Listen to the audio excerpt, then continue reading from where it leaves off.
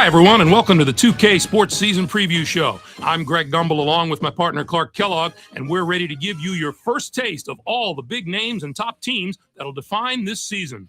We're looking ahead to what should be an amazing year in college basketball, so let's take a look at the preseason top 25 poll and see who starts the season at the top of the heap. These are the top 5 teams in college hoops as we begin the new season. The Michigan Wolverines come in as the number 1 ranked team, followed by Kansas State, Louisville, UNLV, and Michigan State. So, Clark, what's your initial impression of our top 5 teams? Sometimes the top players in the nation and the best teams in the nation aren't necessarily together at the top of the poll. But going into this season, we have some of the absolute best players playing on the marquee teams. That's really exciting to me, Greg. The Michigan Wolverines are projected as the favorites here in the early going. They've got a whole crew of high school Mr. Basketballs on this team. A team is usually happy to land one Mr. Basketball. But with the number they have, this could be a golden era of basketball success at this university. There's nothing but good times ahead. Kansas State is in the number 2 spot. They had a terrific record last season, finishing with 22 wins. That 20-win plateau is one of those benchmarks in college hoops that immediately classifies you as an elite team. So they're going to have a tough act to follow. But if they simply play to their potential, they can reach that mark again. Louisville comes in as number 3. Certainly, they'll get a big boost from the return of their leading scorer from a year ago. That's a big advantage for them. They don't have to spend the first few weeks of the season searching for that go-to guy. They know who he is, and they'll use him. UNLV starts the year as the 4th-ranked team. Their tournament last year came to an abrupt end with a loss in the second round, Clark. It can be demoralizing for a team not to get past the first weekend of the tournament. But they've had all summer to forget about that loss and instead build on the positives from last season. Michigan State is the number 5 team. They lost a big piece of their team with the departure of last season's leading rebounder. It's going to have to be a group effort on the boards for a little while until some of the younger big men get the confidence to hold their own game in and game out. Here's the next group of teams in our preseason top 25. What's your impression of that set of teams? The upside of these teams far outweighs the downside.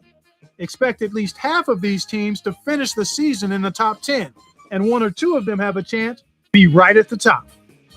The Alabama Crimson Tide, the number 15 team, have stirred up a lot of talk in the offseason. They're playing in one of the toughest conferences in the nation. How should that affect them, Clark? They're ranked highly now, but they're going to have to play a lot of tough games in that conference, and if they're not consistently playing at a high level, we could see them slip a bit.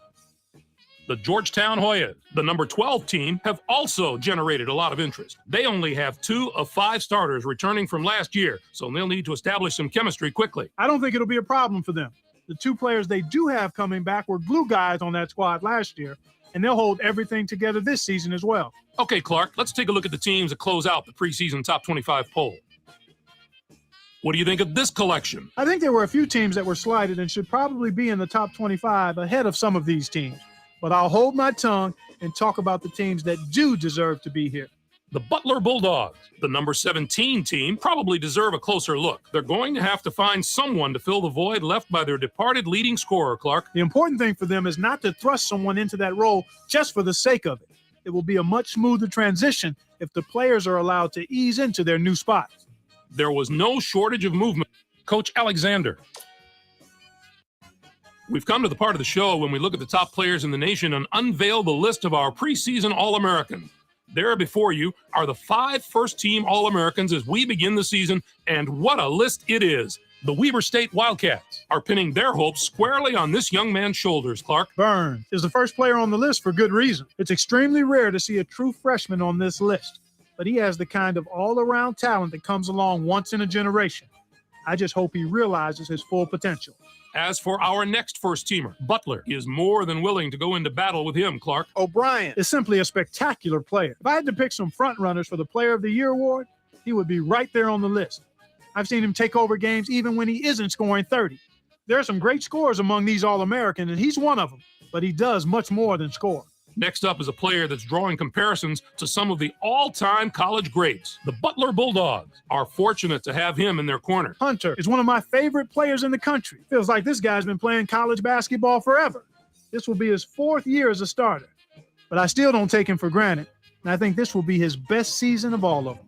Let's move on to a player who's worked very hard to earn his spot on the list. The Florida A&M Rattlers can depend on a solid effort from him each and every night. Aline is going to play a huge role in his team's success.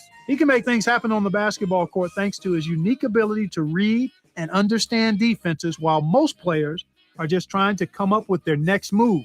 He's 3 steps ahead of the game, and that's what separates the good players from the great. And finally, we have another superb player to round out the first team, the Houston Cougars. We'll probably get used to seeing him make the impossible look ordinary. Brzezina is going to have his own personal highlight reel by the end of this season. We always talk about the guys with great hands. Well, he's got great feet. I love those happy feet. There are few players in the nation with better footwork than him, and that's what allows him to always be in the right position, whether it comes to rebounding or finding space for an open shot. Now let's move on to the second team All-Americans. Not such a bad list, huh?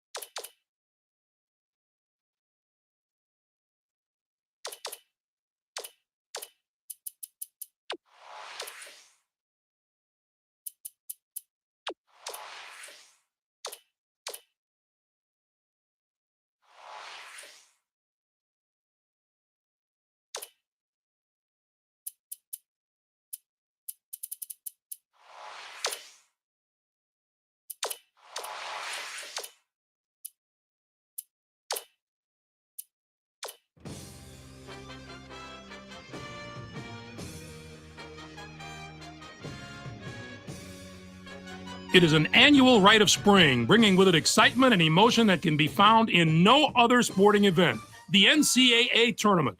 Your wait is finally over, the brackets are ready, and the drama of March Madness is about to begin. Hello, everyone. I'm Greg Gumbel, and this is the NCAA Championship Basketball Selection Show, brought to you by State Farm, the #1 auto insurer. Joining me at the anchor desk, as always, my partner, Clark Kellogg. We're all set to show you the seedings and pairings, so get out your bracket sheet, get those pencils ready. Here are the basics. Of the 65 available tournament bids, 31 are automatically given to conference champions. The tournament committee hands out the remaining 34 bids on an at-large basis. An opening round game will take place on Tuesday night to narrow the field to 64 teams.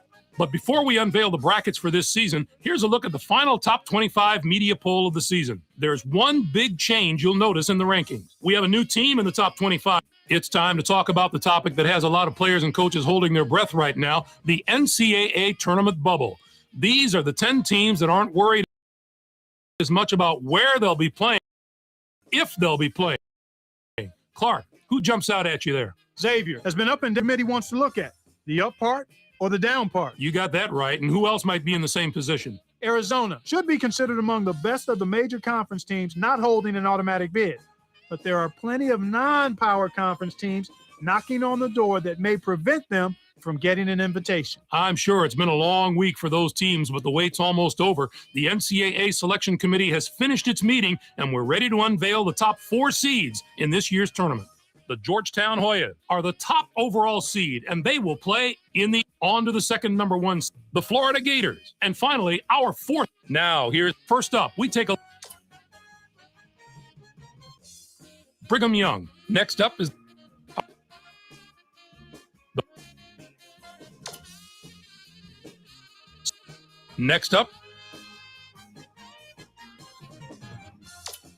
our number Butler enters the field as the #4 seed from Conference USA. This marks their 13th appearance ever in the NCAA tournament. They'll be getting ready to face the #13 seed, the Vermont Catamounts. Finished the Kansas Jayhawks. Kansas State comes in as the next up is the and now the #3. Maryland comes in as the I think this could wind. And finally, let's have a look at the West Regional. The Oklahoma,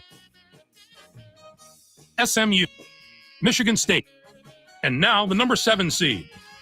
The Auburn, our #6 seed, is from the Big East. Looking into the future a little bit, this bracket looks poor. Clark, give us your take on the tournament's top 16 seeds. Maybe I haven't agreed with the selection committee every year, but I think they did a great job this time. The top 16 look just about right to me. Florida is the softest of the top seeds. I'm not going to say exactly when they'll go down, but if I had to pick a #1 team that won't be at the Final Four, it would be them. Now, let's bring the conference picture into focus. The Big East gets 7 teams. The Big 12 with 6. 6 out of the Big 10. The SEC gets 4 teams.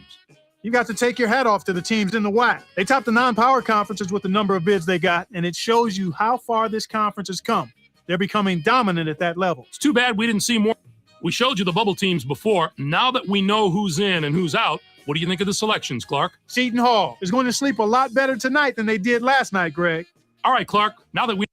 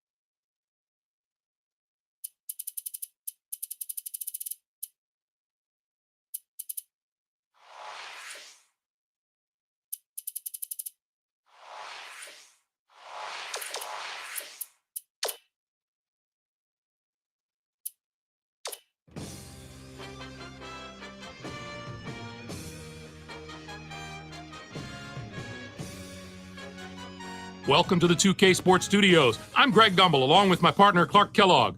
Coming up on the NCAA Tournament Edition of College Hoops Tonight, brought to you by State Farm, the #1 auto insurer. We'll preview the marquee matchups of the Sweet 16, as well as show you some of the great action from the first two rounds. But we begin with the player who dominated the first week of the tournament. Gamble was a floor general of the highest order this week, and when point guards get on a roll like he did, it's basketball at its absolute finest. He was a ton of fun to watch. Absolutely, Clark. He didn't waste any time getting hot. A lot of players want to save their best for the end of the tournament. Well, he was on fire right from the opening tip, and it carried over into the second round. One look at these highlights, we'll see why he's our player of the week and why his team is on the way to the Sweet 16. Now, let's turn our attention to a few of the huge battles upcoming this week in the Sweet 16. We're really getting into the meat of March Madness now. This will be a fantastic battle. This is shaping up to be a prototypical style versus style matchup. Great scorers on one side of the court, great defenders on the other. This is going to be a real showdown. Kansas State is a very good basketball team with an experienced lineup of juniors and seniors who should keep their composure under this tournament spotlight. I believe they'll go out and attack right away and not worry about the pressure at all. And how about another huge matchup from the third round? This will be a fantastic battle. This is shaping up to be a prototypical style versus style matchup. Great scorers on one side of the court, great defenders on the other. This is going to be a real showdown. Florida has been one of the best teams to this point of the tournament in terms of playing with freedom. And what I mean by that is they tend to not play under pressure.